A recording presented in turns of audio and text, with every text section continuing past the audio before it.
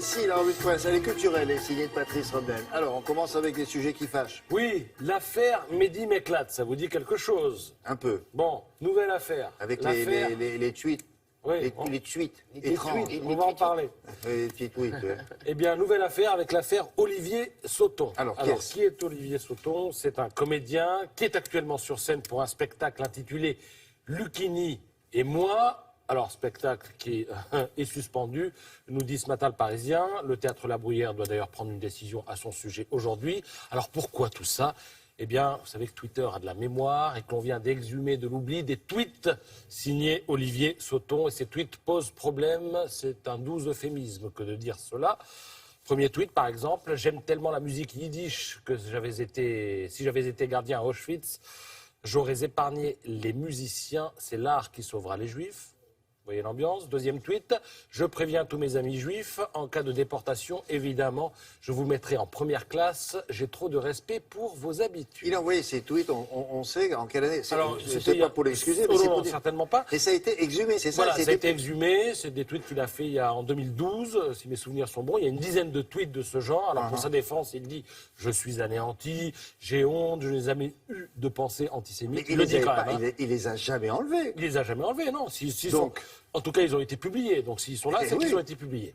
Et il dit à l'époque, il me plaisait bêtement, oui, c'est le cas de le dire, d'enfreindre l'interdit. Bon, alors, évidemment, Fabrice Lucchini, qui est pris dans le truc. Il a découvert ça récemment. Il se dit atterré. Et évidemment, il n'a rien à voir. C'est juste le spectacle qui s'appelle Lucchini et moi. Bon. Et alors, on est en droit, pour élargir un peu le propos, de se demander quel est ce virus qui sévit en ce moment dans le monde, on va dire, du showbiz. Alors, il y a eu l'affaire Mehdi Meklat, qui nous vaut d'ailleurs une double page ce matin dans Libération, où il est question, alors là, tenez-vous bien, je mets les guillemets, de mise en abîme, vertigineuse, de monde à double fond, bref, de circonvolution verbale censée excuser l'inexcusable, et de tout un tas d'autres fumisteries. Donc, si l'affaire Mehdi Meklat vous titille un peu et vous choque, n'allez pas lire cette double page de Libé, ça va vous rendre dingue ce matin. Ouais, en revanche, si vous avez de l'affection pour ce garçon, allez-y, on lui trouve plein d'excuses. Et puis, ça va vous mettre un petit peu en colère. Voilà, Meklat, Sauton, Oulaya Amamra aussi, avec ses postes racistes et homophobes. On en a vaguement parlé lorsqu'elle a reçu son César dimanche dernier. Ça a été vaguement évoqué dans le journal de Laurent Delahousse dimanche soir sur France 2. Alors, elle se défend elle aussi en disant que ces tweets, elle les a fait quand elle avait 14 ans. On dit un peu de bêtises quand on a 14 ans, dit-elle. Mon regard a changé depuis que j'ai 14 ans. J'ai évolué. J'ai grandi, dont acte, espérons qu'elle l'a grandi définitivement et que ce regard a définitivement changé aussi. Voilà. Il y a un drôle de virus en ce moment dans ce milieu. Et il y en a peut-être d'autres qui vont émerger comme ça. Ben oui.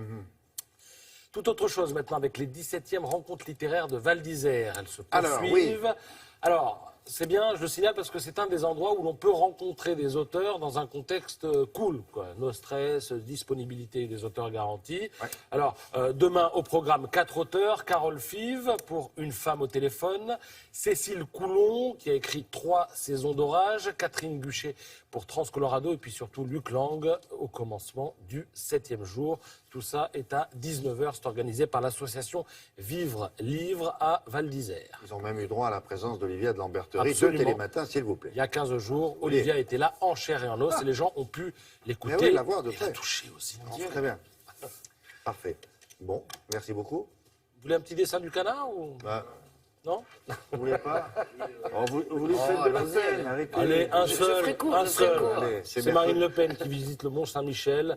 Alors on lui dit, voilà, les geôles. Et elle dit, oui, pour les fonctionnaires félons. C'est signé pétition. Voilà. Il y tenait beaucoup.